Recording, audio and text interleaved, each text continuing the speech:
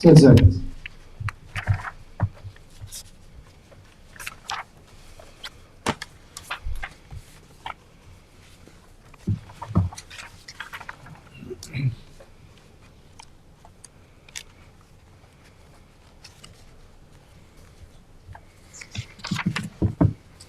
Recording in progress.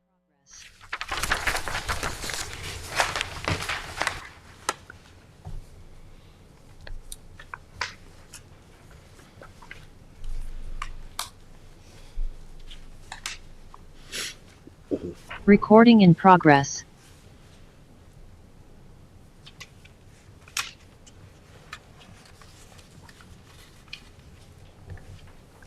It looks like we're on. Yeah, I'm ready.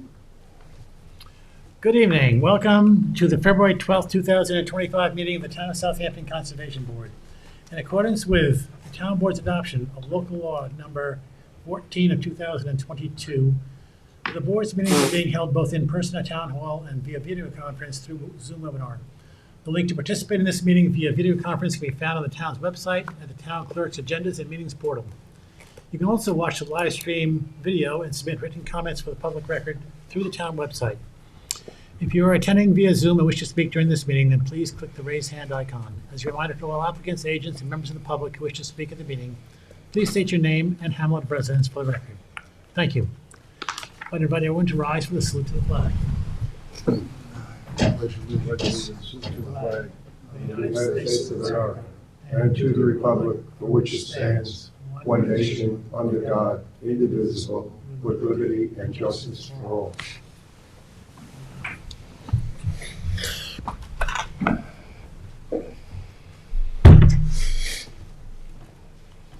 What is your pleasure on the minutes of December 18th, 2024?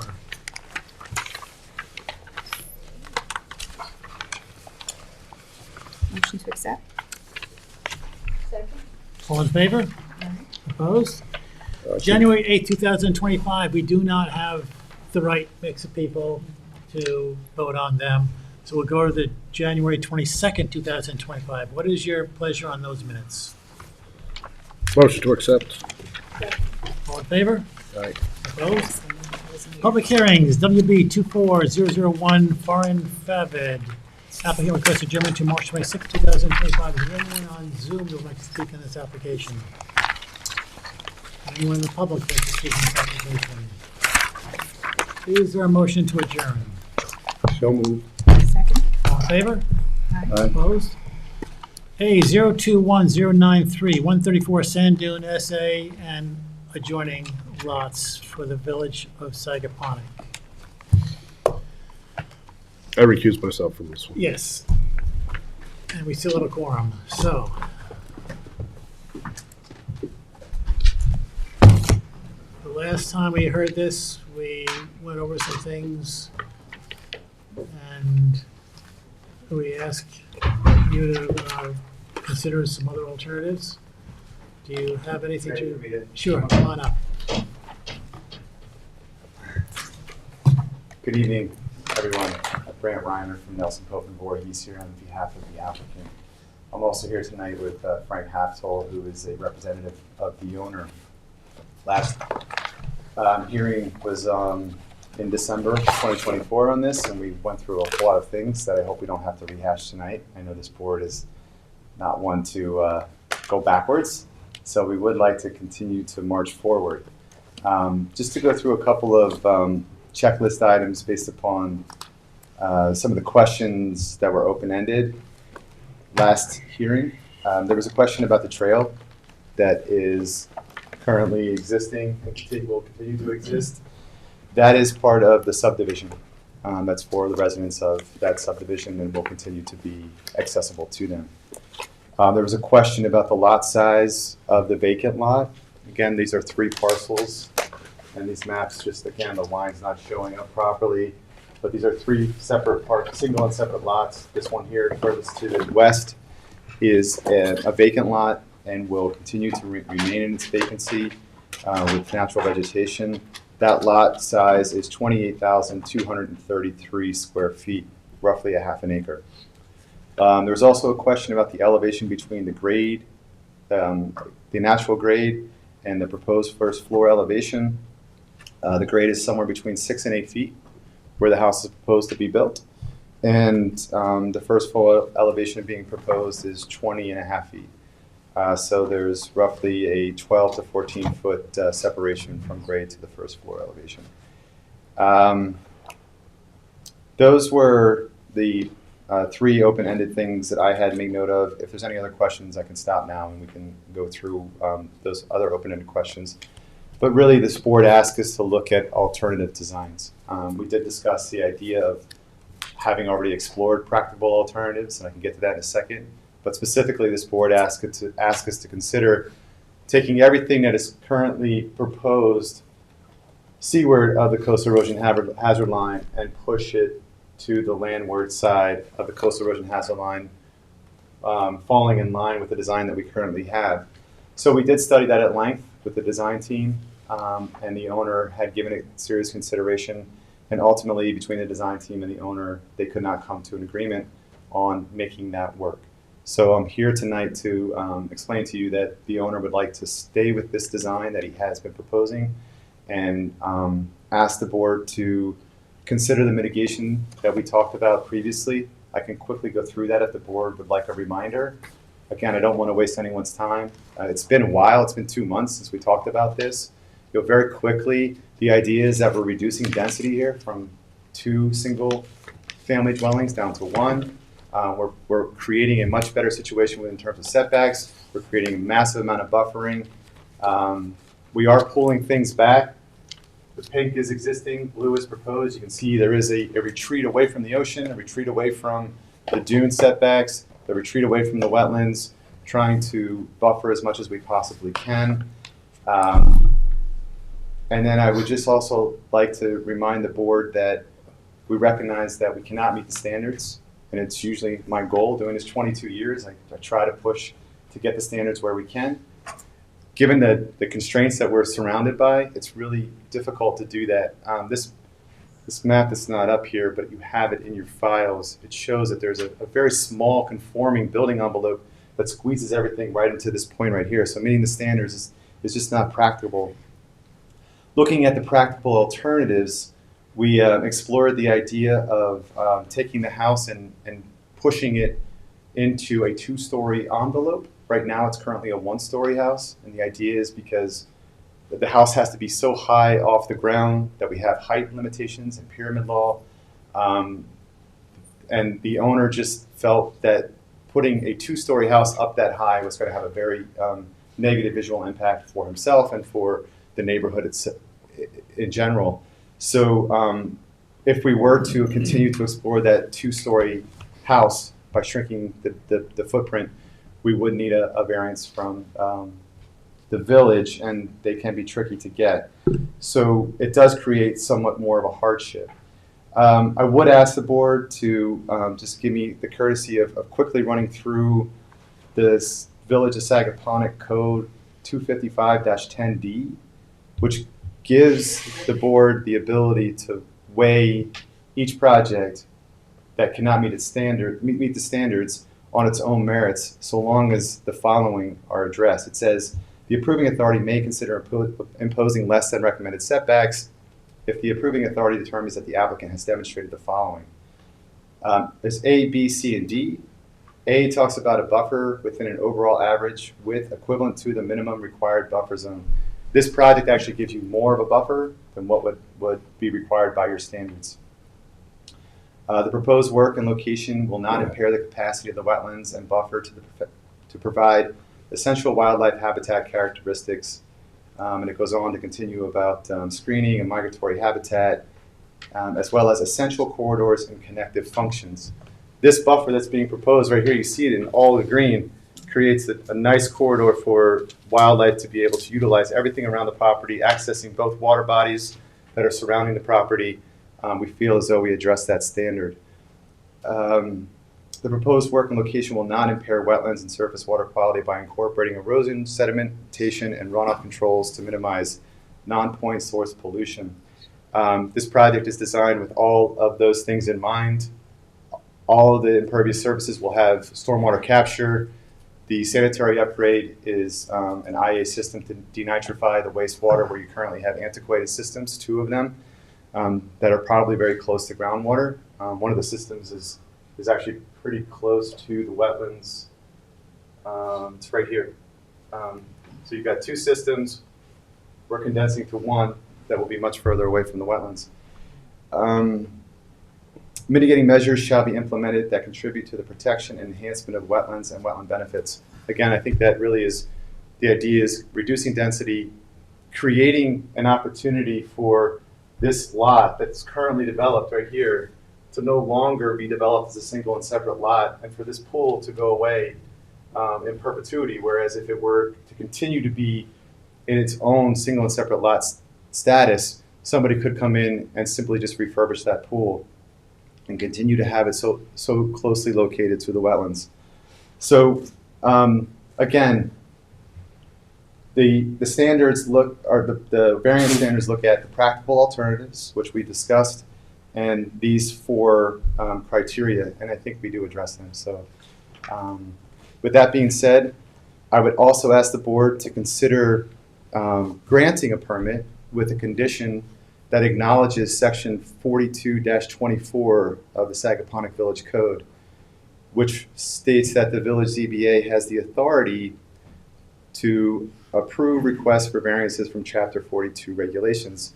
So I'd ask you to consider issuing the wetland permit conditioned upon a village ZBA variance for relief from the CHA regulations. So all these improvements that were part of the driving concerns for this board, in addition to others that you had, could be addressed through the Sagaponack Village ZBA.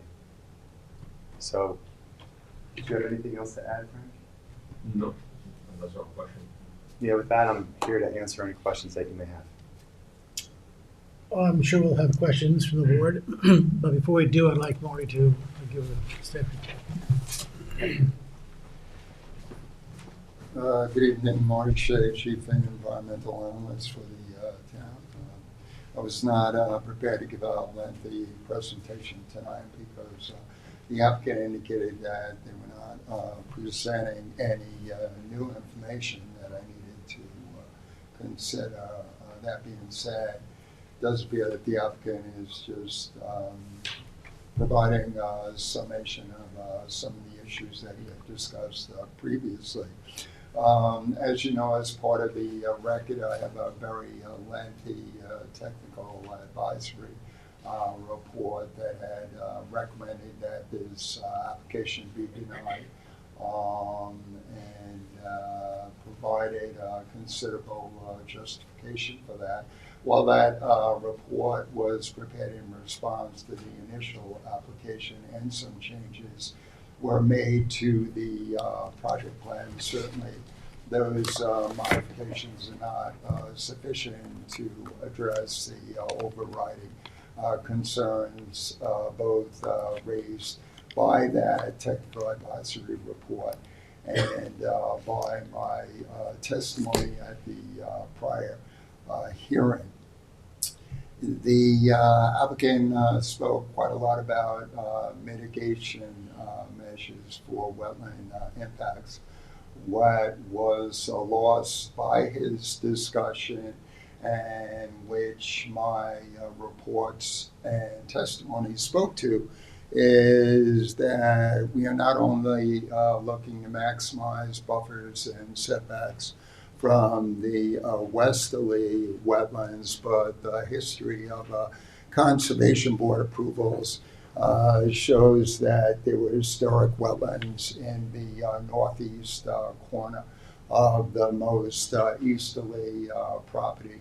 And this board had, pursuant to prior permits, not only required that those wetlands that were considerable be preserved, but that an ample buffer be protected as well. I think the buffer that the board had required, and that was depicted on former approved surveys, I believe was 50 feet in width. Certainly that information is contained in my advisory report. So while I offered both within my report and as part of my prior testimony that it would be more beneficial to utilize that area of lost historic wetlands for development today, we still have to factor in that significant loss of wetlands when we look to come up with the most environmentally responsive redevelopment plan for this property.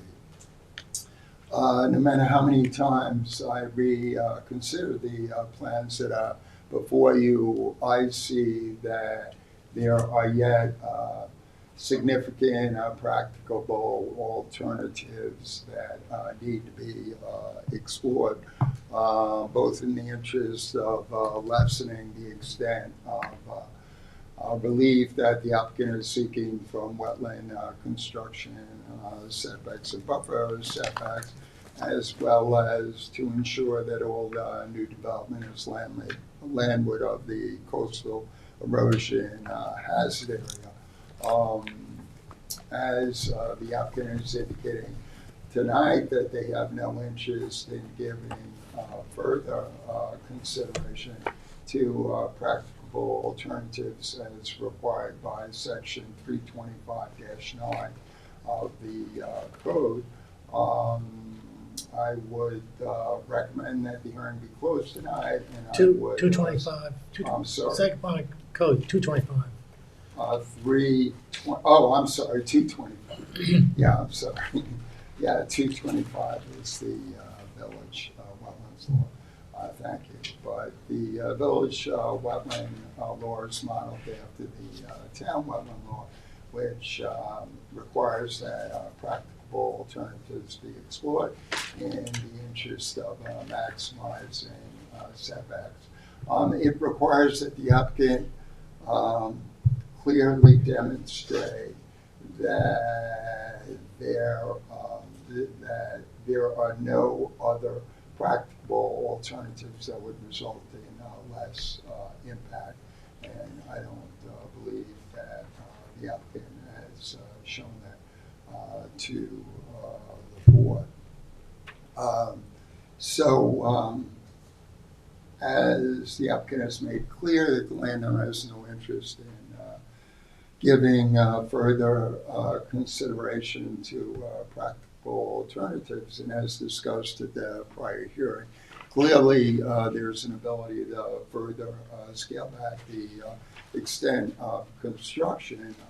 I would recommend that the hearing be closed tonight, and I would recommend that this application be denied without prejudice, giving the applicant the opportunity, if so desired, to come back with a second application that puts forward a further redesign of the redevelopment plan. Beyond that, as there is considerable testimony on record, and as indicated, I have a quite lengthy technical advisory report on record that supports denial. Unless the board sees fit, I don't see a need to provide a summation of those issues again and concerns tonight. Thank you.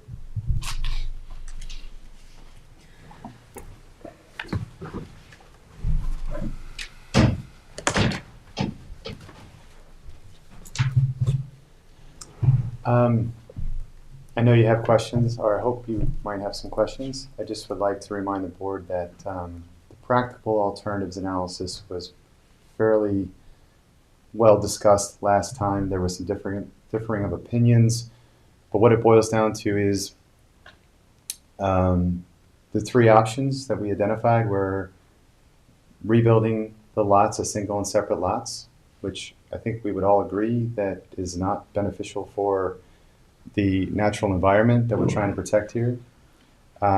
Secondly was, looking at taking the house, converting it to a 2-story house that can maintain the square footage that the property owner so desires to build here. Having purchased 3 lots, would like to, build a sizable house to make up for that kind of investment. And we talked about the difficulties of that in terms of its aesthetic natures and height variances that could be challenging to secure.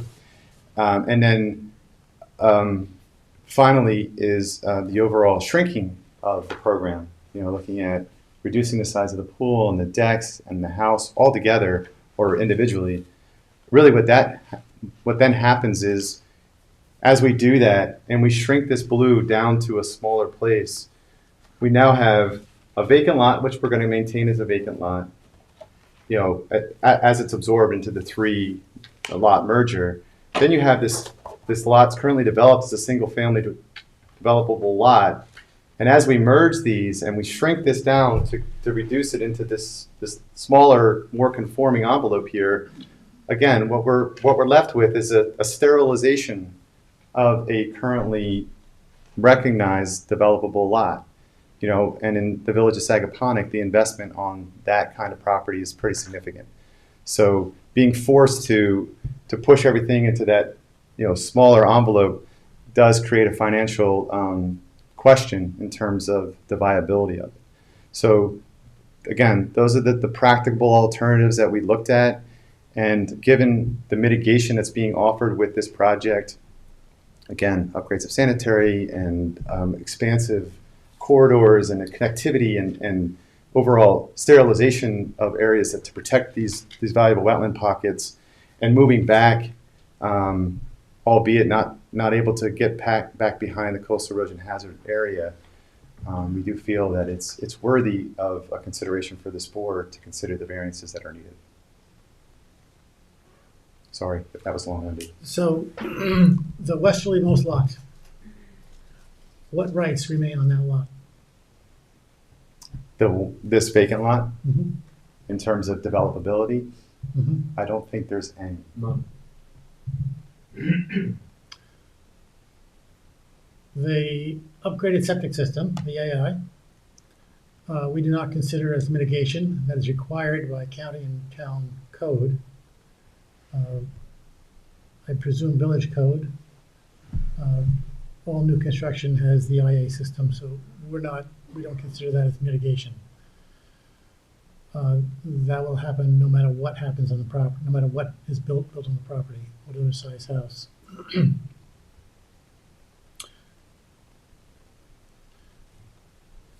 Don't think you can construe that because you're merging 2 lots, you can go outside the code and can justify that. And then there's that whole issue of wetlands in the corner that has not been addressed, that happened sometime prior to your client purchasing it.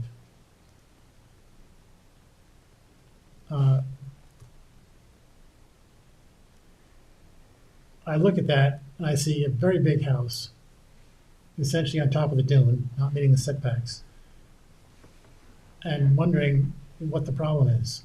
There's a lot of space there. I don't understand why you can't look at alternatives and come into a complying location. Marty doesn't recommend denial lightly. It's very rare and quite serious because there's a lot at stake. So I guess what I'm getting at is, I'm not sure I'm convinced yet about your argument of why you need to have that layout. I just throw that out there. Other board members can comment too. It seems to me there's a lot of space there and a lot of possibilities. I haven't seen much flexibility in your presentations. Can I just offer one response to that. Marty's report is very thorough, as usual, and it does recognize concessions that have been made. And I would just like this board to understand that this is not the first plan that was thrown at this project. This is a revision based upon Marty's comments and the property owner making some concessions. And then finally, I don't mean to continue to dwell on this, but the property owner is removing density from a property, which is a reduction of nitrogen loading that's going into our surface waters and our groundwaters. So that is something that I would ask this board to not take lightly, because otherwise, left to be as they are, you will have two nitrogen depositing systems in here, even if they are IA systems. You will have two fertilized lawns.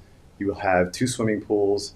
You will have, a better potential for adverse impacts than what this product is proposing.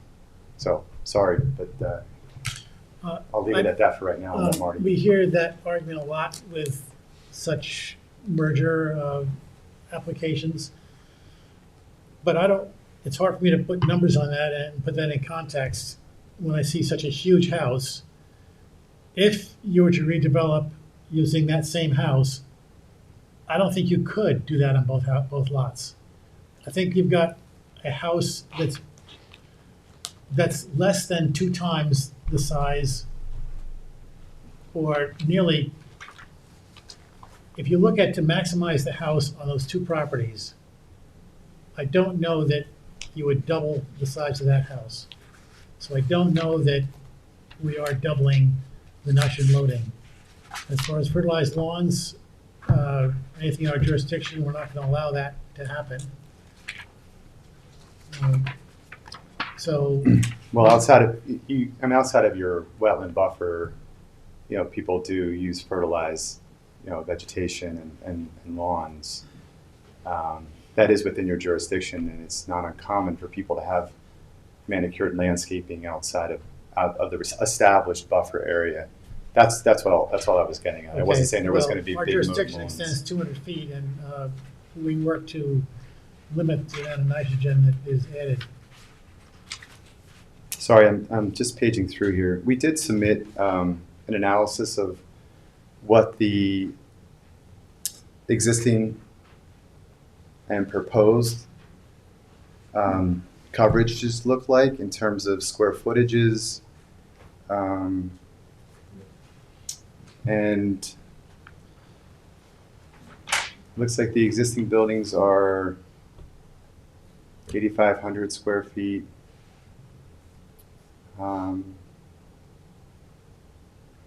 These are broken down by areas. South of the coastal erosion hazard line, 100-foot wetland setbacks. I thought there was a table. There is. Sorry, let me just find it. So the existing FAR, floor area, is 8,617 square feet for the 2 houses. What's being proposed, the numbers that I have here, is 7,445 square feet. And then there's overhangs that account for another 1,400 square feet. So the numbers are very, very close to one another. They're within 100 or so, 150 square feet, existing and proposed. And then the allowable GFA for these 2 lots is 10,187 square feet. And again, those numbers are broken down for you in the submission package that we provided previously. Is that allowable number based on the size of the structure meeting the setbacks? The wetland standards? Yes. No. Again, the wetland standards are pretty significant. To squeeze the house and everything into the entire wetland setbacks. Here's the 100-foot setback right here. Everything would have to be in this area, and then the side yard setback requirement is right here. So it gets pretty tight. You maybe if you got really creative and had very irregularly shaped walls. You could probably squeeze it all in there, but again, it had to be 2 stories. So then we get into the whole 2-story issue. May I? Sure. Thank you. I'd just like to add, I think directly to your question, sir. The allowable floor area for the 2 lots, if we end up taking the option of building 2 separate homes, would be 14,470, and the current home permits 10,187. As you merge it, the total permitted FAR actually goes down, so we're building 40% less than we would if we end up presenting a 2-home plan. You're saying you can put 14,000 square foot of house on there and meet the setbacks? In 2 homes. No, I'm just referring to FAR, to permitted floor area. Then we have to, of course, be restricted by the various wetland setbacks, front yard, rear yards, etc. But in terms of pure allowable square footage, which I believe was your question, if not, then. No, understand the motivation of why I said what I did. Brent is using as an argument 1 house on 3 lots. 1 is sterilized, so it's really 1 house on 2 lots. And therefore, it's only 1 house instead of 2 houses. But what I'm deciphering from all these numbers is it's 1 house on 1 lot versus essentially the same size house broken in 2 pieces for the 2 houses. Bottom line is, I'm not convinced there is any more nitrogen loading by having single and separate houses, having 2 houses there. Because there are a lot of restrictions, setbacks in the wetlands, setback for the coastal hazard erosion line, and maybe other criteria. I don't see as that 14,000 as being a realistic number. That'd be pie in the sky, and I don't see how that can be built here. If you could build that, then you can certainly build this one with no trouble. But this doesn't meet the setbacks either. Right, which is obviously where we're seeking the variances, and if we end up having to build 2 homes, we would have to come back and seek variances for that. What I'm trying to do is not confuse the board with comparing things that really don't have a chance of being approved. Understood. The other thing I'd like to mention is, it was mentioned earlier that we are not interested in redesigning the house, and I want to tell you, even though I guess I have to tell you to take my word for it because I don't have the various sketches that we've worked on. But we did. We've taken the time. We came back. You gave us some direction when we were here back in November or December, and we didn't simply go back and say, let's just come back next time and continue arguing the same point.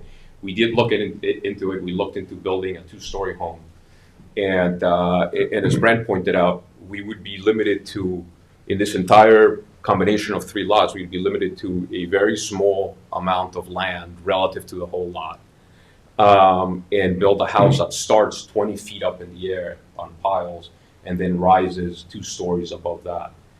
And it's unsightly.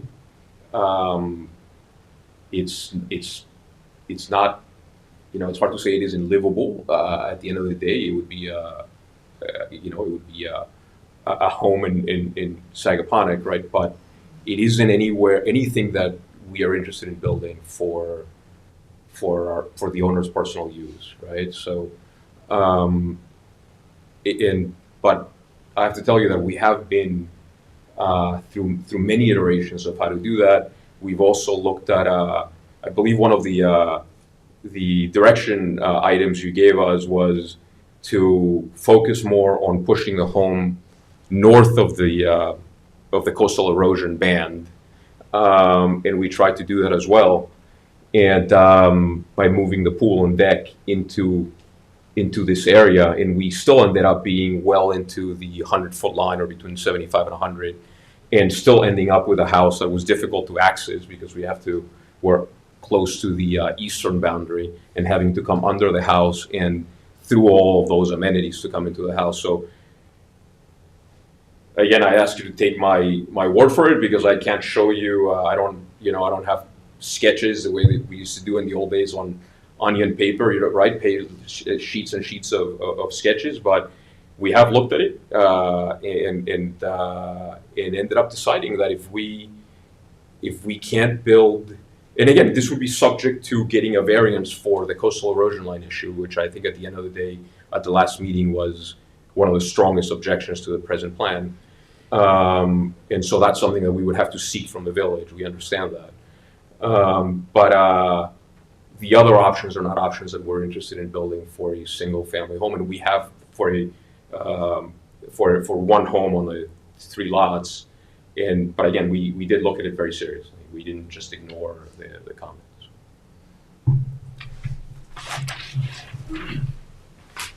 Thank you.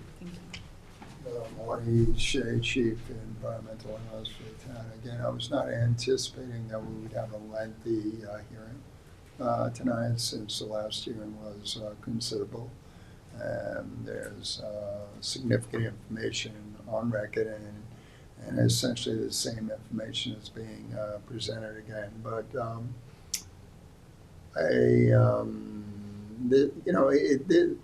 this proposal is, of course, voluntary. It's in the applicant's interest to come forward with a plan for redevelopment. So, as was alluded to, we don't typically offer as a practical alternative that the existing homes be retained. Of course, it's the landowner's right to retain the existing homes. So if in the end that's what the landowner decides to do, that's fine. There's no issue with that. So you really can't weigh a redevelopment plan against continued use of the existing homes in order to evaluate practicable alternatives. I had offered that one of the options could be to build a 2-story home. I don't think that I ever expressed that that's the only practicable alternative for this site. What I try to do is I try to work with landowners to try and find a design plan that meets a lot of their needs. And if the landowner is only interested in a 1-story home, that's fine. There's no reason necessarily for the applicant to come forward with a plan for a 2-story residence. The representative for the landowner, Frank, he did touch on one of the areas that we had discussed at the prior hearing, which might offer some redesign possibilities. And that is, right now, a considerable portion of the house is essentially a roof over garage bay, where vehicles would be parked under this section of the house. So that's the reason why I had previously questioned the need to dedicate such a large area on the west side of the residence for parking and stairs. It seemed like there were better design options that would result in much more beneficial use of this area. Frank had touched on this, but one of the redesign suggestions that had been made at the last hearing was to look at utilizing this area as a pool and a patio area. This is the 100-foot setback from these wetlands. So recognizing that this that most of this portion of the structure is being dedicated for garage use, and you have an extensive drive in this area, there would certainly be an opportunity to build a pool and patio within that area, and yet also have perhaps additional decking associated with the home. That, of course, would not only achieve a greater setback, and in all likelihood a 100-foot setback from the wetlands, but it would also result in eliminating the encroachments seaward of the coastal erosion hazard area. So, there are yet opportunities to still go forward with a one-story hall here in order to achieve greater wetland setbacks and to avoid the need to get a variance from the Village of Sagaponic Coastal Erosion Hazard Board of Appeals.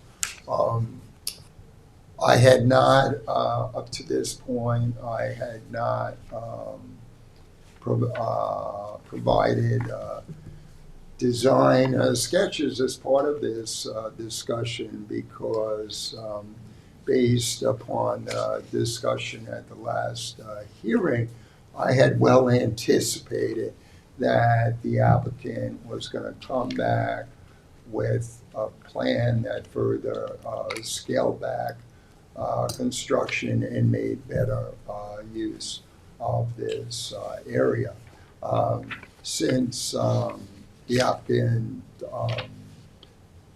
appears to have no interest in doing that, if it's beneficial to the board, we can adjourn the hearing and I can come back to the board with my own design sketches for this property. One of the things the village wetland law makes clear is that the evaluation of practical alternatives can't be just a general discussion. What the applicant needs to do is come forward with actual alternate drawings to scale so that the reasonability on part of this board to compare different options for this property. Yes, the plans that are before you are a modification of the original plans, but standing here tonight, we have no ability to compare an alternate plan that makes better use of this area for a pool and patio with the current plan, without actually having a drawing to scale to consider. So it would have been, notwithstanding that the applicant doesn't want to go forward with those design changes, it certainly would have been beneficial for the applicant to come forward tonight with alternate drawings to better enable the board to weigh the impacts of various designs. And as I do with many applications that come before this board, again, notwithstanding my recommendation that the hearing be closed tonight and that the application be denied, the hearing could be adjourned and I could come back with sketches that would show that there are yet practical alternatives that would better conform not only with the village wetlands law, but with also the village coastal erosion hazard area law. Thank you. Mayor?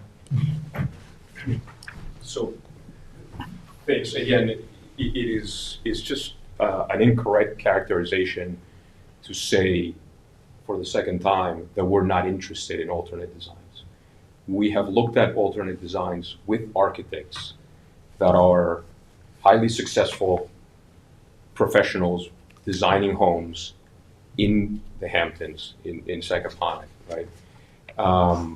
And we and I've described what some of the designs look like. The reason why we are not presenting them here is because they're not designs that we are willing to build. We're not willing to spend tens of millions of dollars building this house and be tied to a design that might meet all of the conservation requirements that are being 100% of the ones that are being sought, yet tie us into an entry staircase that is a linear staircase, narrow staircase to get up to the house.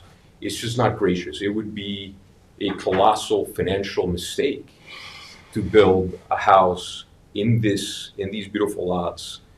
Again, the investment that would be required to build them, let alone what was required to buy the land, and end up with a highly compromised design that might make sense from a conservation engineering perspective, but absolutely no sense from an aesthetic perspective, a real estate investment perspective, or an architectural perspective. That's the reason why we didn't present them.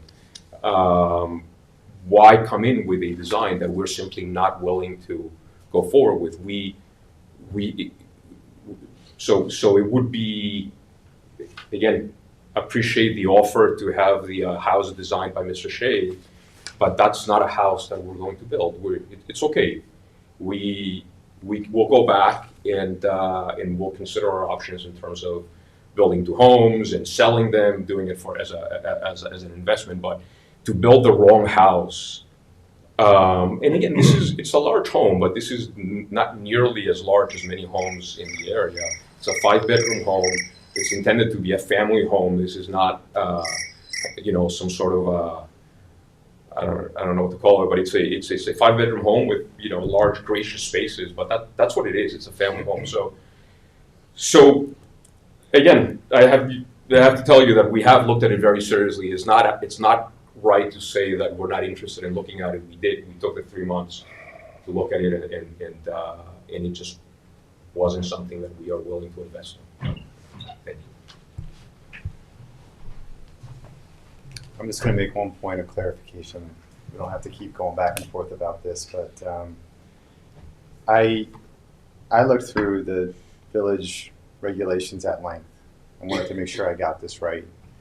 And nowhere does it say that we have to present plans to scale or an extravagant set of drawings to demonstrate our point. It simply states that we have to demonstrate that there are no practical alternatives which meet the standards. And then it talks about practical alternatives that meet the standards set forth in subsection A are presumed to be available unless the applicant clearly demonstrates otherwise. I ask you to consider that we have.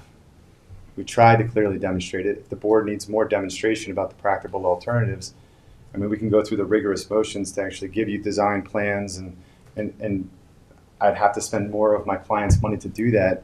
But the reality is what we talked about already, that those practical alternatives have been looked at. And secondly, for Mr. Shea to say that looking at the existing homes as separate single-family dwellings as not being part of the practical alternatives analysis is wrong. You have to consider the fact that these are single-family residential lots that can be redeveloped. That is a practical alternative. That is obviously needing to be weighed when you think about SECRA, when you think about all of the environmental reviews out there. You absolutely have to take that into consideration. So, and then to Mr. Ludlow's other point, I think that it's also incorrect to not consider 2 sanitary systems versus 1. There is something to be said about having only one residential property providing effluent into this system. Again, that is part of the analysis that we would ask you also to consider. What's the benefit? The benefit of having 1 instead of 2. So the health department calculates density based upon the occupancy of each lot. Each lot is allowed to have not allowed, it's recognized as having 300 gallons per day of sanitary waste. When you go down to 1 single family residence, that's looked at as 1 lot, it's looked at as 300 gallons per day of sanitary flow waste. With 2 lots, it's 600 gallons per day of sanitary flow rate. I don't have the calculations in front of me in terms of the nitrogen loading associated with that, but there is a calculation that should be considered when you look at 2 sanitary systems and the amount of nitrogen loading they have into the groundwater versus 1. Now, again, that does depend on the size of the system, of course, and the number of bedrooms, but we're talking about a 5-bedroom home, which the health department looks at for a certain sizing of sanitary systems. And if you had 2 5-bedroom homes, that's double the occupancy. It's double the amount of effluent that's going into the groundwater. So I do ask you to take that in, as a heavy consideration when you're deliberating about this application.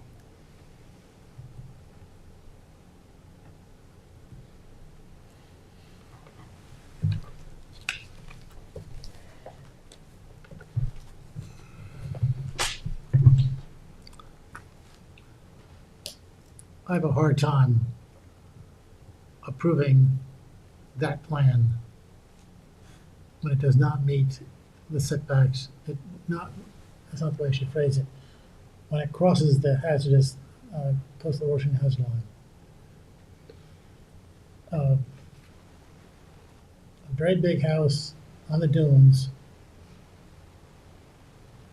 and I got to sleep at night saying I couldn't come up with a better plan than that. But it's your call. What do you want to do with this application?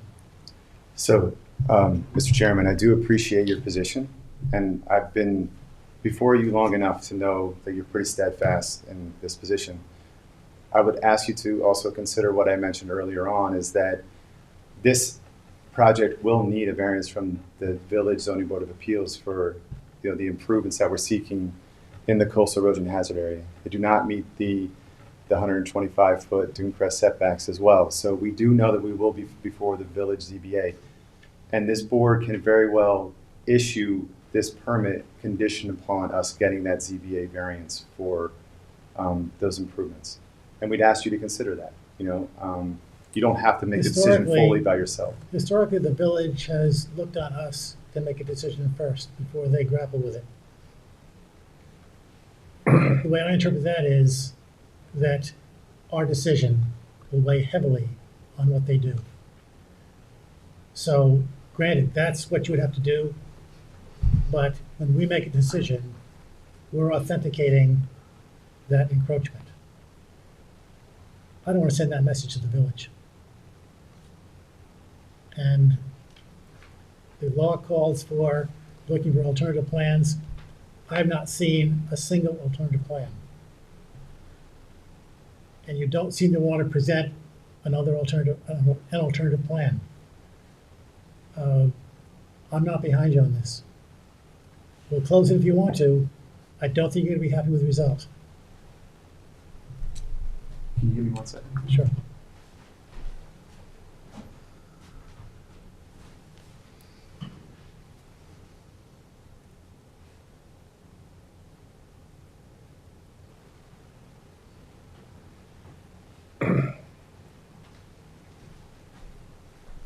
Sorry, thank you for giving me that minute. I feel like we've made the best presentation we can to support the project. And I feel like unless there's any further questions, we would ask for you to close the hearing and schedule it for, as much as I want to try to find a solution with you, I feel like that's where we have to be.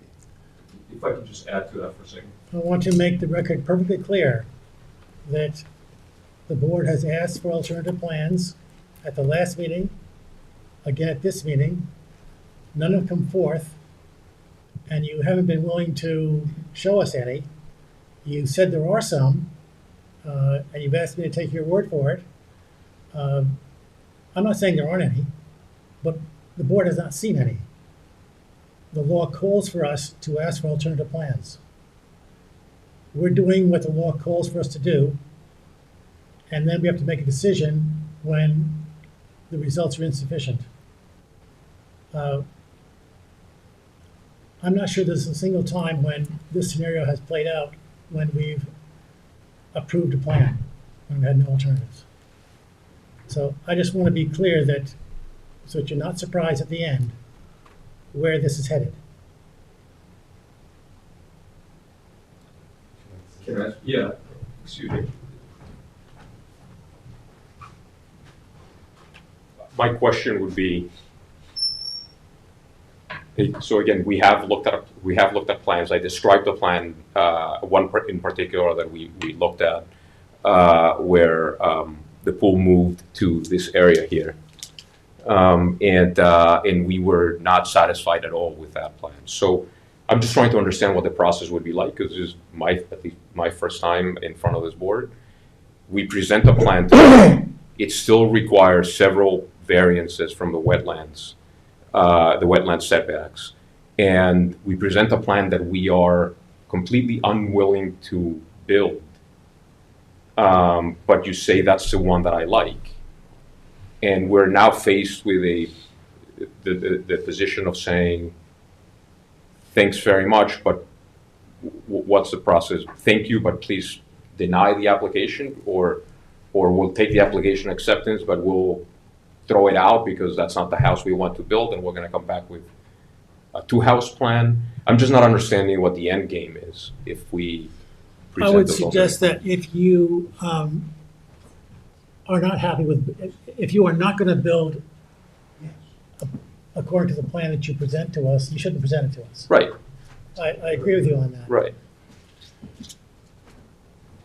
They have three members, sorry, so we can't. Oh, He says wait till George comes back. okay. We're going to pause for our station identification. Okay. Yeah, we need a quorum of 4 I people. understand. Zeb need to recuse himself, and George is out for a couple of minutes, but we'll take a break. Okay. 7th inning stretch. And please, I'm not trying to be argumentative for the sake of being argumentative. I'm just really trying to understand what the end game is Yeah, and not waste your time. and I'll give you a response, but we can't Yeah. do anything more Okay. until. Sounds good.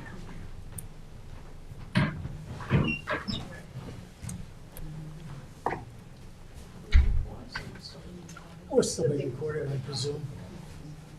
Keep us accountable. Yeah, he's trying to. Is there a water fountain out there? No. No, there's no running water. You can go The to bathrooms are down, right? our office and. We should work on having better water here. Time for some serious I mean- upgrades. Yeah. That's okay, I'll suffer.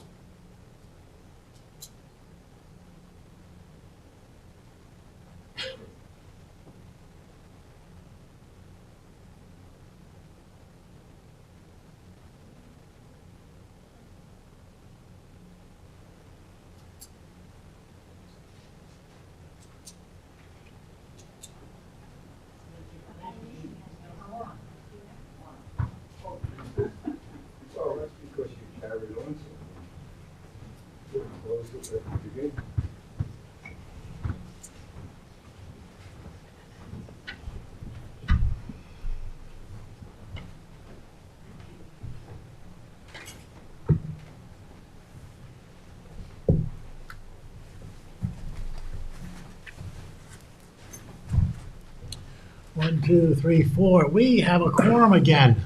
That's exciting. Did you, Frank, right? Yes. Did you finish what you were going to say? Because I was going to say something. Yeah, it was really more a question to Okay. understand the end Let me- game than. I would like to just share a different perspective, one from this side of the table, and I'll admit that's easier than your side of the table. But from this side of the table, we're looking at a large piece of real estate that, in spite of being a large piece of real estate, is highly constrained. Because of the regulations, the setback requirements, the testimony already has been, you've got a little triangle in the middle that meets all the setback requirements. You cannot meet all the setback requirements. So that's one reason why we look at the alternative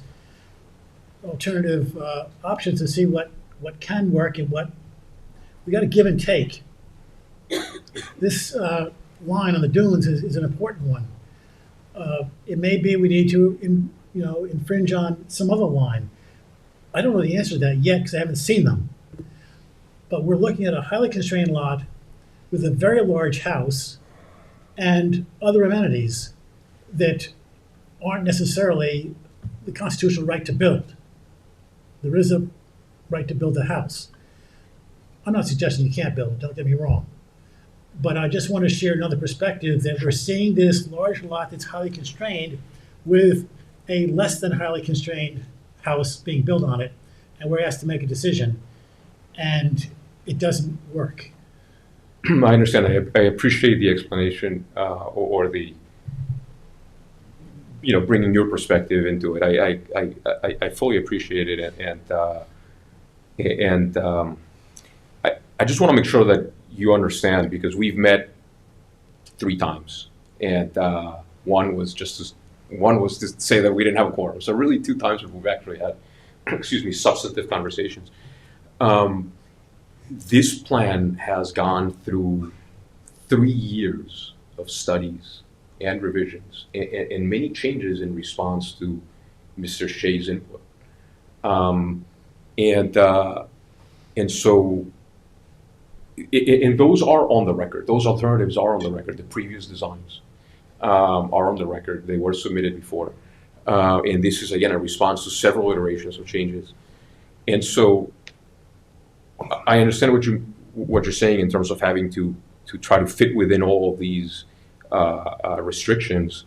And we've also done that, right? Because that's why I'm not here presenting alone, and we've hired people like Nelson and Pope, Brandt and his firm, and the architecture firm, to tell us what it is that we need to do in order to compromise among the needs of all of the different agencies that have jurisdiction over the project, be it the zoning board, your own board, et cetera. And we also had to play with that puzzle, right? And as an example, when we looked at moving this house fully north of the coastal erosion line, we were faced with violating the front setback, right? And so at one point we said, okay, we'll ask for a variance from the ZBA.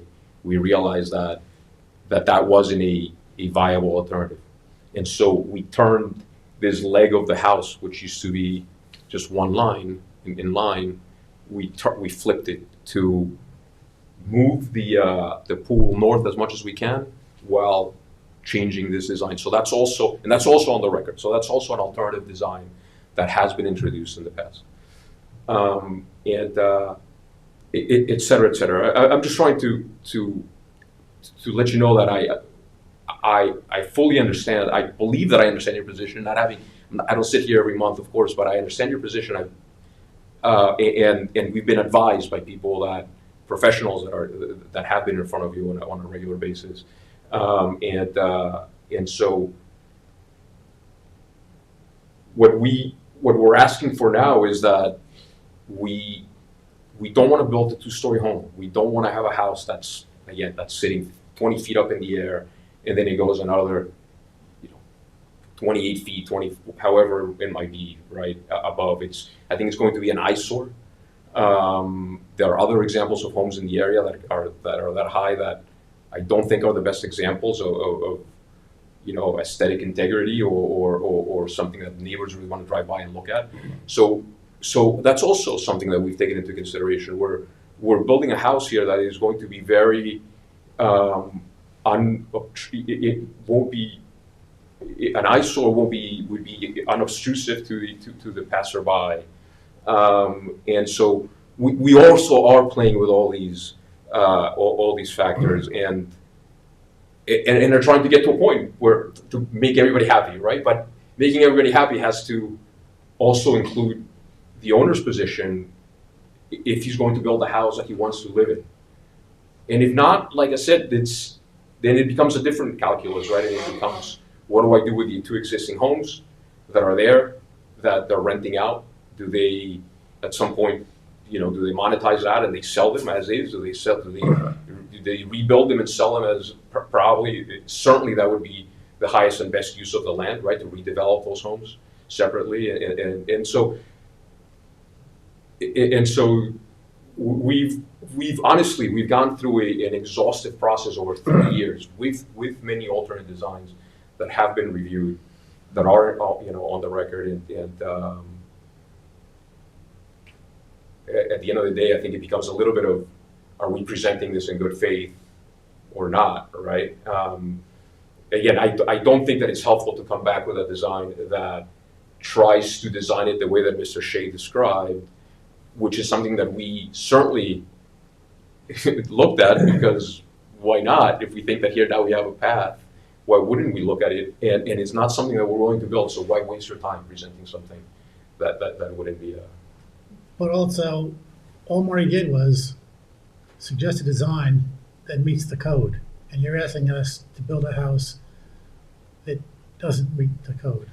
Right. I can't build a house that meets every section of the code. That's a baseline assumption. That's a baseline statement that I can give.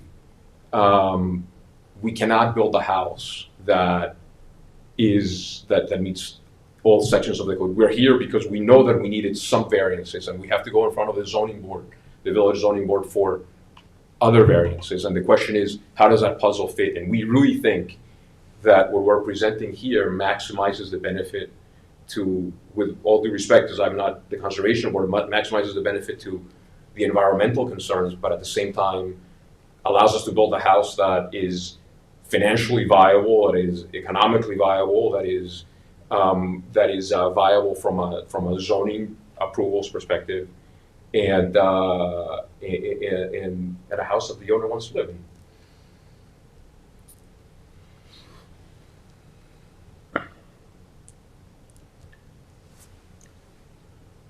I would like to make a motion.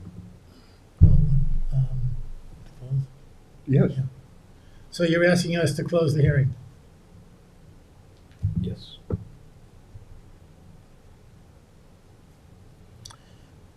Anybody else want to offer anything? I have nothing further to say. I kind of gave you my perspective. And I can appreciate your position, what you're saying. But it's a difficult lot. Do you want to say anything else, Brent? I just want to say thank you for your time. I know this is never fun to do, but I do appreciate everything that this board does try to do. And I don't stand up here often for a reason. Marty can attest to this. I try to avoid this location. This is one of those situations where I felt it was worthy for us to make our pitch to this board, to give considerations based upon the merits of this application and the standards of the village wetland regulations. So with that, again, I do thank you for your time. Thank you for listening to all of us and reviewing our materials. Thank you again. And thank you for Marty's report too. Thank you. And just one last, before we part, when I look at that, I actually think it's fairly close. There is a problem going so close in the dunes. And it just seems like just push that back a little bit, and we got a plan. So, But right, and So, and we heard you say that also the previous time. We fully appreciate that that was a major concern. It's so tough. It seems like such a big lot, and yet there are so many restrictions that it proves to be much more difficult than it might seem. I left that meeting last time feeling really positive about our ability to redesign. The next day, I started sketching potential redesigns and asked the architect to actually put it on CAD and get true measurements and try to figure out if it really fit. We really worked at it, and unfortunately, it didn't work, and for the reasons I mentioned before. And I guess the only other thing that I maybe wasn't mentioned before that I'd like to point out though is, and I get the point about maybe it doesn't matter what's there now, but we are, if I believe the ratio, if I remember correctly, but I can get it, we are reducing the amount of structure that is seaward of the coastal erosion band That's in the record. by about 50%. Mhm. So, yes, we're not eliminating it 100%, and we are suggesting that if it's approved, that it's approved subject to the zoning board, which would have to ultimately give a variance for that. But we are improving significantly from the existing conditions, so we'd like you to please consider that, or ask you to please consider. Okay, it has been requested that we close the public hearing. Is there a motion? Is there a second? Sunshine second. All in favor? Aye. Opposed?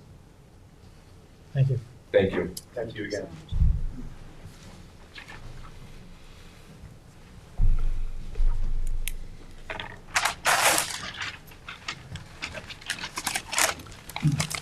Advisory reports for the ZBA, Elira Hoffman and Stephen Hartigan.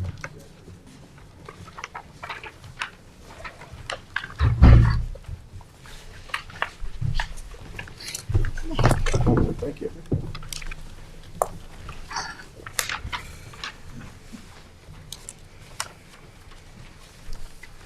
Marty Shea, Chief Environmental Analyst for the town. The Hoffman and Oregon plan relates to existing residentially developed property on Cove Road in the hamlet of North Sea. There are three recommended advisory comments. The first is that, as reported by the applicant, construction of the planned swimming pool, for which a variance is being sought, has already been authorized pursuant to Conservation Board Wetland Permit number CD 24058, and that permit was issued on December 18, 2023. The second comment notes that the survey that was filed with the pending application is consistent with the survey that was approved by this board pursuant to such wetland permit. And the last comment offers that there are no significant environmental concerns regarding the planned swimming pool, as the impacts of the construction would be sufficiently offset by establishment of restored wetland preservation area, as well as a naturally vegetated wetland, non-disturbance, non-fertilization buffer, which are depicted on the applicant's survey. Motion to send those comments to the ZBA. Second. All in favor? Aye. Opposed? Michael W. Sonnenfeld. This is a pending variance application for residentially developed property at the intersection of Mecox Road and Ocean Road. The variance application has been made for several reasons. One is because the construction plans that were approved by this board necessitate dimensional setback relief. The advisory report is supportive of the granting of the dimensional setback relief for the construction plans that were wetland permitted by this board. But the second more difficult part of the variance application is that the plan that was approved by this board calls for installation of 6-foot-high fence lines in required front yards, both along Mecox Road and Ocean Road.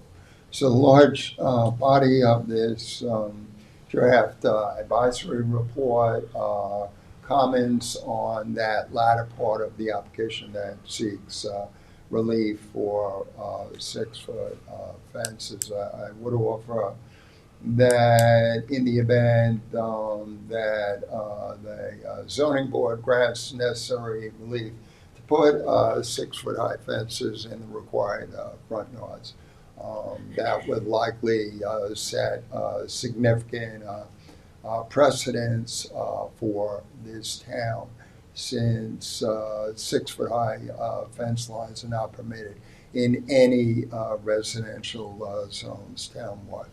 That being said, the comments that are offered are first that a February 5, 2025 Environment Division field assessment has revealed that the unauthorized front yard roadside parallel fence lines, inclusive of the illegal deer fence, and that would be existing fence in excess of 6 feet, are yet standing and have neither been removed nor reduced in height despite repeated notices of violation provided to the applicant dating back to 2016. Now, the board did not legalize those 8-foot fences. This comment is just speaking to the current site conditions and the history of unauthorized fences.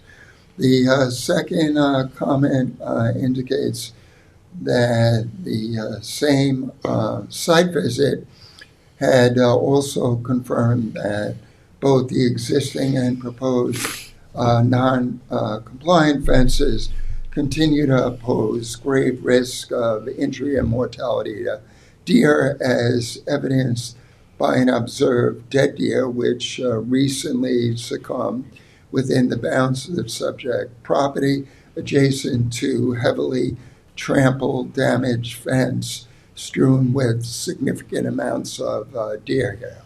Our presence at the property had also startled a second trapped live deer which attempted to jump the high fence, but fortunately escaped without injury through the unfenced southerly part of the lot.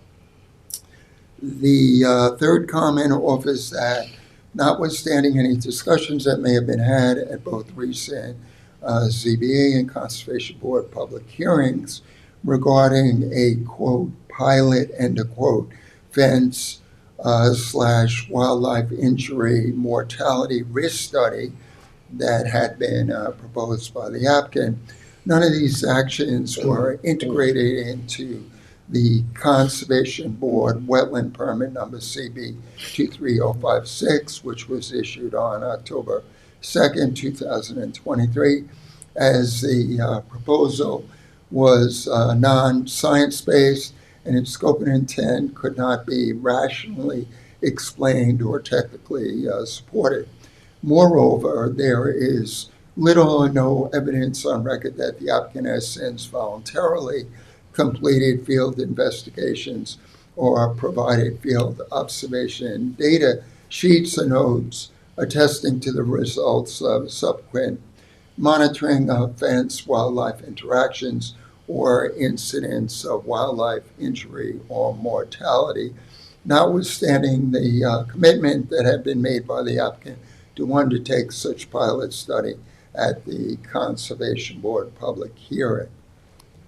Fourth, the proposed 6 feet high fence line within the required front yard is neither necessary nor mandated as a condition of the wetland permitted residential improvements at the property. Fifth, the applicant has not demonstrated that a significant economic loss will occur to the subject residentially developed property or to agricultural crops if the requested unprecedented variance for the proposed deer exclusion fences is not granted. Six, deer fences as well as parallel fence lines without gaps at road intersections adjacent to natural open space disrupt animal movement and road crossing and leave no escape opportunities for deer corralled along fence lines, thereby increasing the likelihood of deer vehicle collisions. And lastly, the comment is made consistent with my introduction that the Conservation Board has no significant concerns regarding the rear yard setback and pyramid variances which are being sought for the planned residential building activities, as such improvements have already been authorized by wetland permit CB 23056 and the subsequent modified wetlands permit as well. Motion to send those comments to the ZBA. Wait, Sorry. Marty, I have a couple of concerns. I'm a little bit confused. Sure. We had a meeting and a lot of discussion, and all of the concerns that you've written up here, we all felt them. We didn't want it to become a precedent, a 6-foot fence, especially at a busy intersection, is not something you want to set a precedent.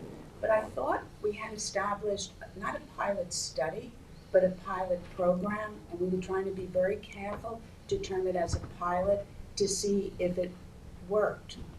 And that doesn't seem to be being described. The applicant never came forward with a detailed proposal that could reasonably be integrated into your resolution of conditional and the wetland permit. The offer was made, but I never saw an actual. We did.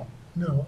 I should mention that I had to take my wife to the hospital to emergency that night when you had the public hearing. So I was not present for that hearing. However, I had previously raised concerns regarding the applicant's proposal to install 6 feet high deer fence.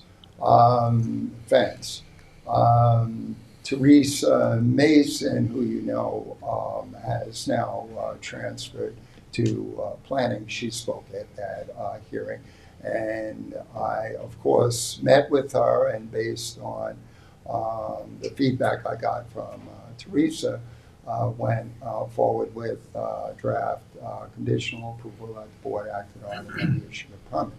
So the permit does allow for those, it allows for parallel fence lines. There are several things that permit did.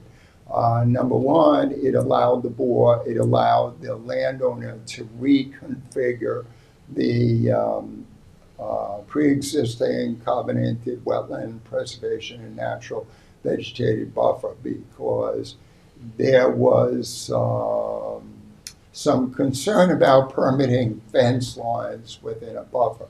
So the scope of the pre-existing covenanted area was pulled back from Mecox Road and Ocean Road, and then the board elected to allow for parallel fence lines, one only 4 feet high and the second one 6 feet high with a hedge line. Had apparently shown some interest in the applicant's offer to undertake a pilot study to look at the risk of injury or mortality to deer and other wildlife as a result of fencing.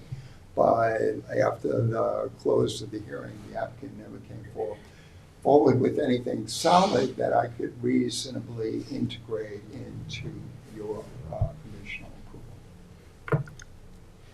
What this looks like is a report by Teresa. This is her language that she spoke about at the public hearing. Unfortunately, she's not the board. The board said something very different. This really should not be there because this is not the feeling of the board. And the idea was that the pilot program begins when the fence is built. The fence has not been built. The pilot program has not begun. So I would not expect to see any reports yet. And Daphne is still trying to get ZBA approval for the fence, so they can't build the fence yet. So we got the cart before the horse. Understand what this is and what it is not is. What this is, of course, is a draft advisory. Right. So we want to for change your consideration. Right, and we hear it. Thank you for that. We want to change You, that. as the board, decide what that advisory report should say. That being said, as a consequence of getting the referral, my office did a field investigation, and these were our observations. And we have not yet, as of this date, received any feedback from the landowner with regards to the apparent discussion as far as undertaking a pilot study and bringing back to this board field data in terms of whether or not there were incidents of wildlife mortality. We observed when we went to the property an incidence of deer mortality that, based on all the physical evidence, seemed to have been caused by the existing fence line. But I'm just reporting back on my observations, making a recommendation, and of course the board should decide what they want the report to say and not to say, and I'm prepared to amend the advisory report as the board so wishes. So what I need, though, is I need guidance as to what you want the advisory report to say. Could be simple. It could just indicate that it could just confirm that the fence lines that the applicant is seeking a variance for were permitted by this board on such a date and as depicted on the approved survey, and not offer any additional dialogue. Well, I think we thought it was very important to term it as a pilot program so that we were not married to it. If it did not work, we could withdraw the approval. And we knew that, we could be setting a precedent, and it could be a very bad precedent. We took all of your concerns into account, and I think we discussed it at great length, and then came up, and that's why when I saw study and you haven't gotten any data back, that can't happen until the fence goes up. And then we did want to see data, and we did want to see a result. Would this work, or maybe it doesn't? But we did not want to set a precedent. But recognize in the interim, there is an 8-foot high deer fence there right now that, as indicated by these advisory comments, dates back to at least 2016, and that the landowner has been repeatedly noticed that that fence is non-compliant, and at the very least, he needs to reduce the height. So, cognizant of the applicant's unwillingness to reduce the height of the current fence, notwithstanding the permit that you issued, you would think that the applicant would offer to commence a pilot study and provide feedback to our office. That has not happened. This letter is part of what that commencing is. This has to come first, because they can't build the fence yet. Okay. They don't have the permits to build the fence yet. They've got our permit, which is only one of others. So. Okay, so the letter could be rewritten to say exactly that.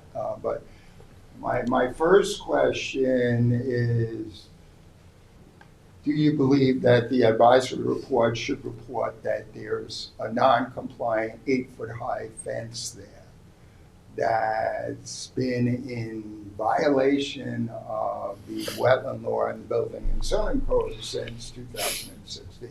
Or should the presence of that fence be ignored? Has the applicant received a notice of violation? Yes, You're sure of that? yes.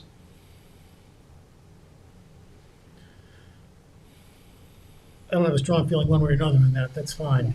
But So I can leave that comment in. I Yeah. can leave that comment that, of course, is supportive of granting the pyramid and dimensional setback relief for the construction, which obviously we have no issue with that. number 7. And then I will rewrite it to, consistent with the comments, to say that the board was looking for the pilot study to commence upon installation of the fence, and that fence installation Well, I has think- not occurred yet because a variance is needed from the Well, zoning. I would like to see something a little bit different.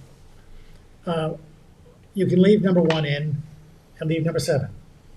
You have to leave 7. That's very important for the report. But 2 through 6, I think, should be deleted. But in the first part, the concept that the thrust of what the Conservation Board spent a lot of time discussing was the concept of we're looking for a possible way to help owners protect their land in a legal way from deer intrusion when the population is too high. Now, this is too many words, so just get the concept.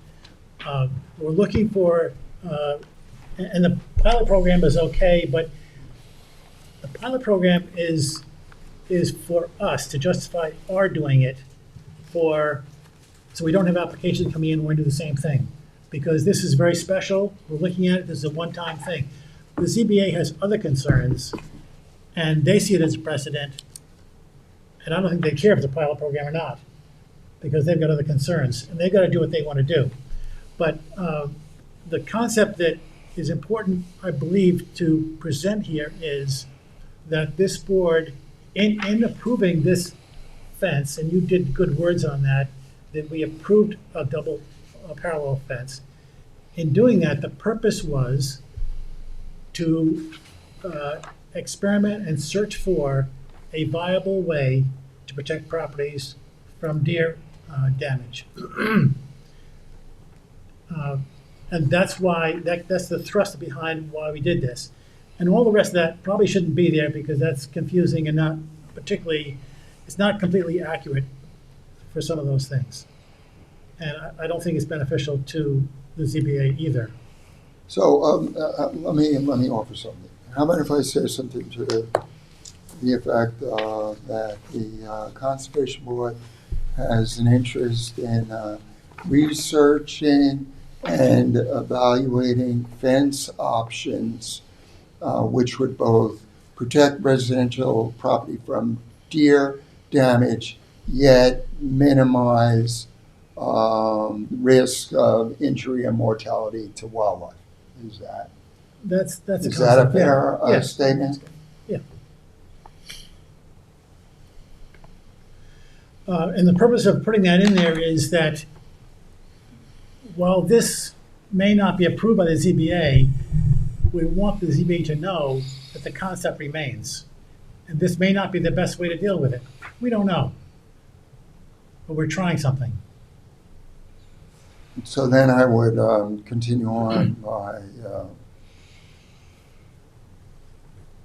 in that regard, the board permitted parallel lines of 4-foot and 6-foot fencing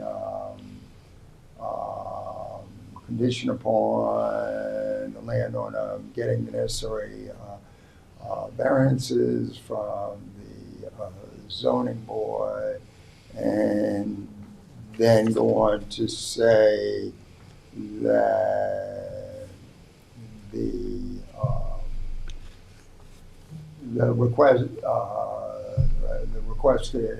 pilot study would commend pond fence installation in the event that that relief is granted. I had something to that effect. What, And what I can do here is I can draft, it's probably best for me to draft an amended advisory report and then come back to you at the next meeting with that. do we have time for that? Yes, Okay. Yeah, that'd be great. okay.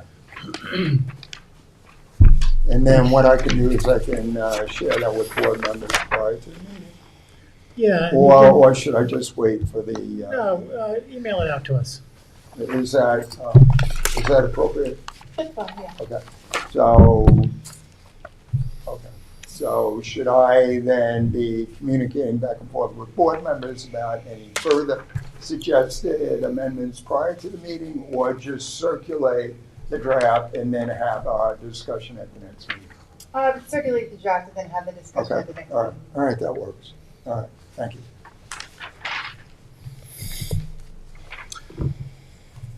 So we won't take any action on sending that to the ZBA yet.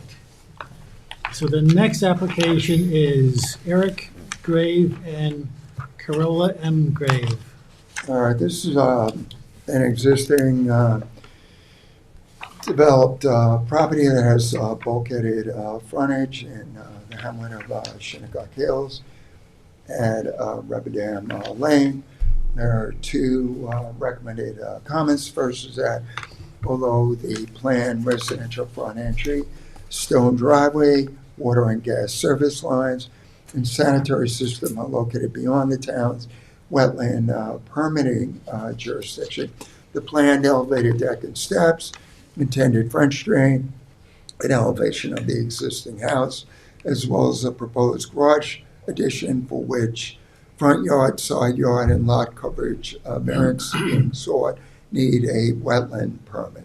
The requisite Conservation Board wetland permit application has not yet been filed.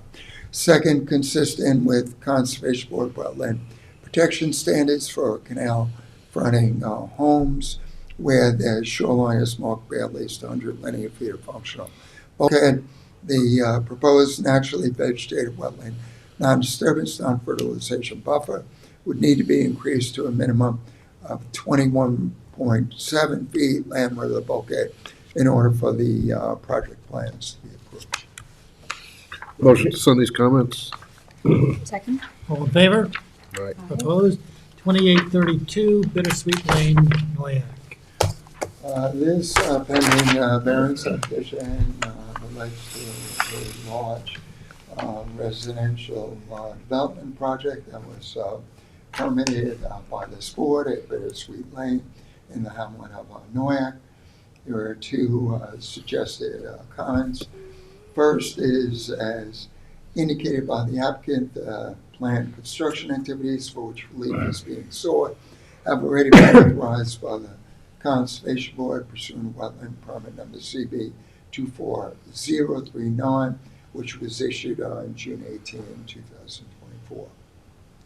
Second comment indicates that the survey which has been filed with the pending variance application is consistent with the project plans approved by the Conservation Board. Motion to send those comments to the ZBA. Second. All in favor? Aye. Opposed? 15 Rogers Lane LLC. This variance application relates to property of Rogers Lane in Hamlet, Spion. Suggested comments are as follows. First, indicates that the proposed residential covered front porch is located greater than 200 feet landward of the nearest town regulated freshwater wetlands. As such, a town wetlands permit is not needed in order to proceed with construction. Second comment indicates that while the planned northerly residential addition is not the subject of the pending variance application. The applicant is advised that any town approval of this residential expansion as depicted on the survey accepted for the front porch addition would necessitate installation of an innovative alternative on-site wastewater treatment system pursuant to section 123-52, as the addition represents an increase of 25% or more in the floor area of the home within the town high-priority water quality improvement zone. As such, the intended sanitary upgrade needs to be shown on the survey. Motion to send those comments to the ZBA. Second. All in favor? Aye. Michael and Rosa Federico. This pending variance application relates to residentially developed property at Inlet Road West in Shinnecock Hills that has a history of approvals by this board. First comment indicates the proposed construction activities for which variances are being sought have generally been authorized by the Conservation Board pursuant to modified wetland permit number CB 17043 with an issuance date of December 9, 2024. Second, additionally, the survey which was filed with the pending variance application is in large part consistent with the survey which was approved by the Conservation Board on June 3rd, 2024. However, due to additional project changes, most notably building of an elevated paver patio rather than deck, reconfiguration of the home, construction of a balcony above paver patio, and redesign of the sanitary system, subsurface drainage, impervious driveway, an additional modified wetland permit will be needed. Motion to send those comments to the ZBA. All in favor? Opposed? The administrative wetland permits are in your packets. Resolution of conditional approval, A 022054, Paul Basic and Lisa Gallo. Any discussion? Move to issue. Second. Resolved that a conditional wetland permit approval be granted to Paul Basic and Lisa Gallo for the proposed project upon the terms and conditions set forth therein. All in favor? Aye. Opposed? A 023056, 258 Horse Mill Lane, LLC. Any discussion? Second. Resolved that a conditional wetland permit be granted to 258 Horse Mill Lane, LLC for the proposed project upon the terms and conditions set forth therein. All in favor? Aye. Opposed? A 024030, 78 Harbor Watch LLC. This is postponed to February 26, 2025. Is there a motion? Motion to postpone to February 26, 2025. Second. All in favor? Opposed? A 024011, Elizabeth Kelly. Any discussion?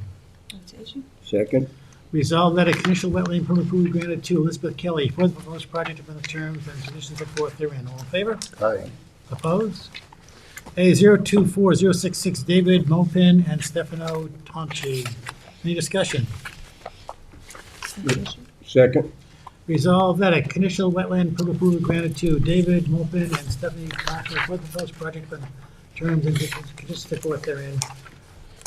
This is pursuant to Chapter 225 of the Code of the Village of Sagaponack. All in favor? Aye. Opposed? Preliminary review of signature determination, A 024002, 31 Marlin LLC.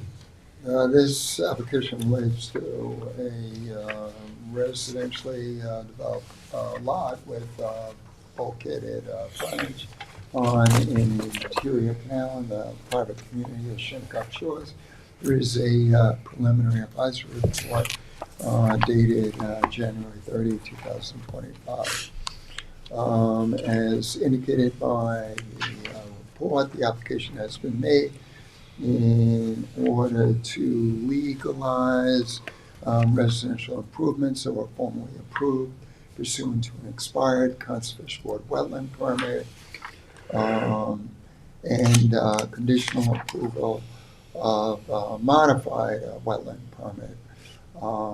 So the application is being made to seek reapproval of the same activities as well as to legalize subsequent modifications in construction. The applicant has restored the majority of the required buffer. There is additional buffer land that needs to be vegetated as the configuration of the buffer is regular, although it's what the applicant formally proposed and what the board was satisfied with. I offered as an alternate more linear buffer that could be better managed. The applicant has decided not to go with the linear buffer and to stick with the former concept that was brought before this board. There are some minor areas of decking and stairs that, contrary to the conditions of the wetland permit, were built with treated wood. The applicant has agreed to disassemble those portions and replace them with untreated wood. So this is an application for which we have sufficient information to make a determination as such, recommending that the hearing requirement be waived. Motion to waive the public hearing. Second. Resolved that, excuse me. Resolved that the Town Conservation Board hereby waives the public hearing requirement pursuant to Chapter 325, Section 325-80 of the Town Code. All in favor? Aye. Opposed? A 024041 JL Southampton LLC. This application relates to a residentially developed property, 55 East Shore Road in North Sea, with frontage on the Little Peconic Bay. There is a preliminary advisory report on file dated February 4, 2024. This is the former Jeanette Magnuson property, which is marked by a court-ordered 6-foot-high concrete seawall along the beach. The abutting property owner decided to buy this developed property and would like to demolish the existing home and proceed with accessory improvements to benefit their adjacent existing home. Those improvements include various multi-level patios, detached garage, pool house. They are amenable to establishing a 20-foot wide covenanted naturally vegetated buffer landward of the seawall, which I had recommended early on. So the required covenant will be filed. They will put forward the necessary revegetation plan. This is an application for where we have sufficient information to make a determination and such, recommending that the hearing requirement be waived. Motion to waive the public hearing. Second. Resolved that the Town Conservation Board hereby waives the public hearing requirement pursuant to Chapter 325, Section 325-80 of the Town Code. All in favor? Aye. Opposed? A 024044 Bradley A. Edgar and Lauren D. Edgar. This is a residentially developed lot on White Oak Lane in the hamlet of West Hampton. There is a preliminary advisory report on file dated February 3rd, 2005. The property recently sold, and the applicant is seeking approval on the wetlands permit from this board in order to complete various residential improvements. There are also activities that were completed by the prior landowner without requisite wetland permits to be legalized. The property backs on an ephemeral stream, and town-regulated and state-regulated freshwater wetlands, consistent with the permit that was issued to the adjacent landowner to the west. Although the applicant initially offered a 15-foot buffer, I asked that that be expanded to 30 feet, that the existing unauthorized fence line be relocated to the landward boundary of the buffer. The applicant is amenable to those recommendations and will covenant the area and come forward with a revised revegetation plan. As such, we have sufficient information to make a determination accordingly, recommending that the public hearing requirement be waived. Motion to waive the public hearing. Second. Resolved that the Town Conservation Board hereby waives the public hearing requirement pursuant to Chapter 325, Section 325-80 of the Town Code. All in favor? Aye. Opposed? A024045, Merrick Properties LLC. This is a large developed lot, which has located frontage on Myers Pond, also known as Burnetts Creek, and Watermill. There is a preliminary advisory report on file dated January 27, 2025. The application has been made because the property is being sold and the buyer would like to redevelop the property, demolish and remove all the existing improvements and construct a new home. There are interior freshwater wetlands landward of the bulkhead. I did put forward a plan for preservation of those interior wetlands and recommended naturally vegetative buffers that would be covenanted in a manner that's consistent with our recent decision on the abutting property to the east. The applicant is amenable to those recommendations. We'll come forward with necessary revised surveys, covenants, and revegetation specifications for those areas. I also ask that certain mature trees on the property be protected. Those are identified on my sketch and partly on the existing survey. The applicant has agreed to do that as well. As such, we have sufficient information to make a determination, and the public hearing requirement can be waived. Motion to waive the public hearing. Okay. Resolved that the Town Conservation Board hereby waives the public hearing requirement pursuant to Chapter 325, Section 325-80 of the Town Code. All in favor? Aye. Opposed? A024065, 191 Highland Terrace LLC. This is a new application for a vacant flag lot.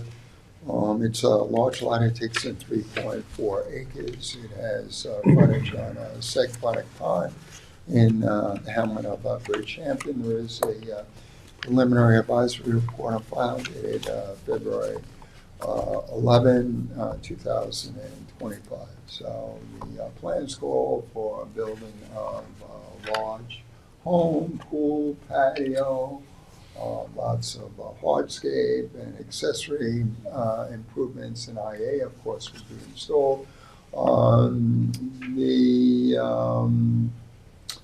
The plans appear to be wholly compliant in terms of the required wetland construction setbacks, with the exception that the buffer is required by the subdivision as well as the planning board mandated construction setbacks still need to be overlaid on the plan. If they're more stringent, the plan may need to be adjusted slightly.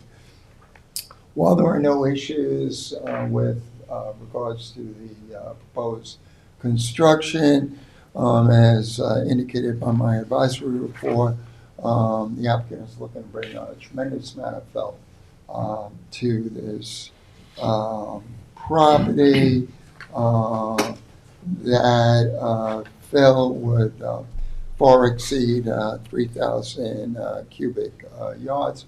And while we always permit fill placement and grade changes for septic system installation, the remainder of fill appears to be wholly unnecessary at this property.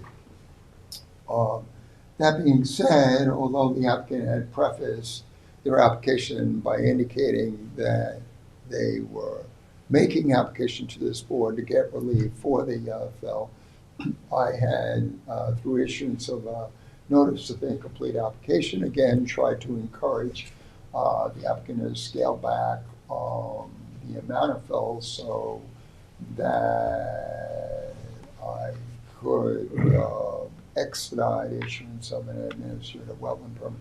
However, the applicant doesn't want to do that, wants to go to a hearing and make a case for bringing all this to the property.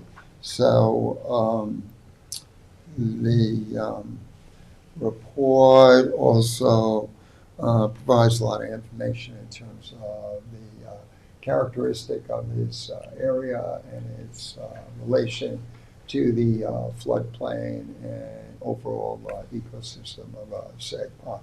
So consistent with the applicant's wishes, there is a resolution before you to schedule a public hearing for this application. Motion to schedule a public hearing for April 9th, 2025. Second. Resolved that the Town Conservation Board hereby schedules the public hearing for April 9th, 2025, and the notice of public hearing be published in the Town Gazette newspaper pursuant to Chapter 325, Section 225-8C of the Town Code. All in favor? Aye. Opposed? Resolution additional modification, CB 18025, Rolling Wood Real Estate LLC. So this is a property on the bayside of Dune Road in Bridgehampton. The board had issued a permit to allow for residential redevelopment. The former home has since been demolished. Pilings being installed, or in the process of being installed for the new house. As a result of communications with the Suffolk County Department of Health Services, they found that they had to change the configuration of the IAOWTS and also saw the need for additional subsurface drainage. So the resolution before you for approval would allow for issuance of a modified wetland permit authorizing those changes to the septic system layout and allowing for the additional drainage. All other conditions and mitigative measures as advanced by this board would be adhered to. Motion to issue modification. Second. Resolved that a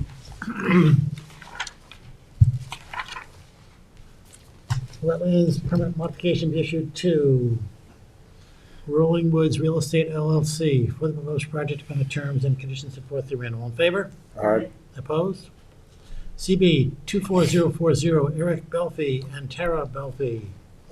This modification application relates to a property that is residentially developed property that is being redeveloped, Cold Spring Point Road in the hamlet of Tuckahoe.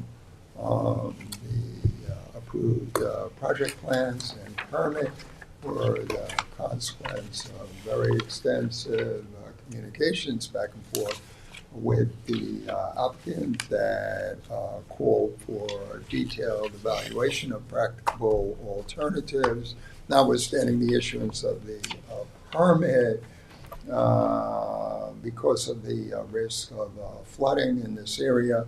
The applicant filed a building permit application that called for installation of pilings, even though the plans that were approved by this board called for a poured concrete foundation with hydrostatic flood vents. So this is simply a request for a modified wetland permit that would allow the applicant to go forward with the same plan, but to install FEMA compliant pilings rather than build a port concrete foundation. Motion issue the modification. Resolved that a wetlands permit modification be issued to Eric Belfi and Tara Belfi for the proposed project within the terms and conditions set forth therein. All in favor? Aye. Opposed? Is there a motion to adjourn? So moved. Is there a second? Second. All in favor? Aye. Opposed? Thank you all. Right.